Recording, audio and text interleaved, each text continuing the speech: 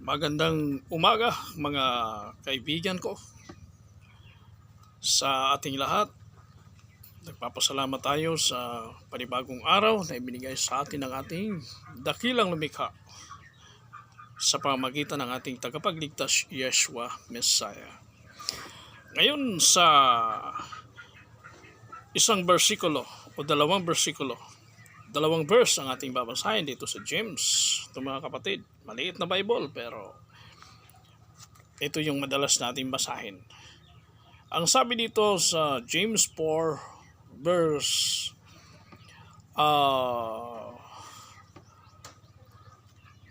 13.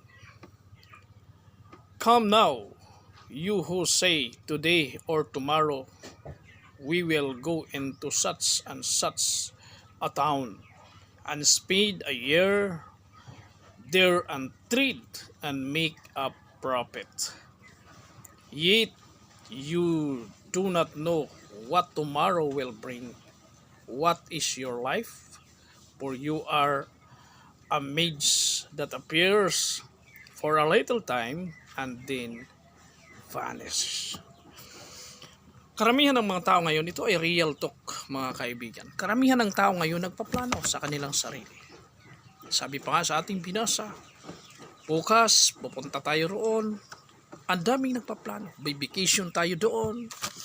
Pupunta tayo doon sa isang resort o magninegosyo. Doon tayo maghahanap buhay. Sa isang taon, sunod na mga taon, sunod na araw. Hindi natin alam ang ating buhay. Ang sabi nga ng ating Panginoon, bakit niya ito pinaalalahanan sa atin?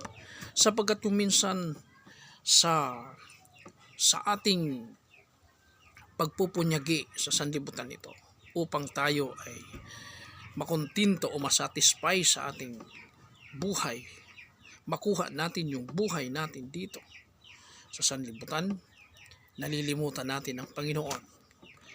Akala natin na yung buhay natin ay hawak natin. Pero ang Panginoon, ang sabi niya sa pamamagitan ni James na ang ating buhay ay madaling napaparam. Sa ibang kasulatan, ang tawag doon ay we are like a before. Ibig sabihin, parang singaw lang tayo. Sandali tayong naririto at pagdakay tayo ay mawawala. Ano ang mensahe na dapat natin gawin? Ang mensahe na ipinaabot dito sa ating binasa, dapat sa lahat ng ating mga pangarap sa buhay, hindi yung sarili natin ang iisipin. Uunahin natin ang Panginoon dahil siya ang nagbibigay buhay sa atin.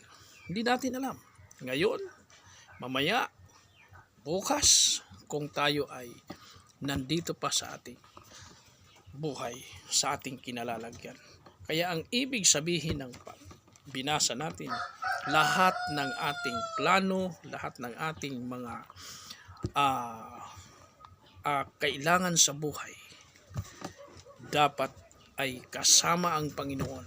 At kung luluobin niya, yun ay gagawin natin. Pag hindi niya niloob, huwag tayong maging marunong sa ating sarili sapagkat tayo ay dumadaan lamang sa sanlibutan. Kaya mga kapatid, mga kaibigan, ito ang alalahanin natin lagi na ang Panginoon ay dapat una sa lahat, lalo na sa ating buhay. Magandang umaga sa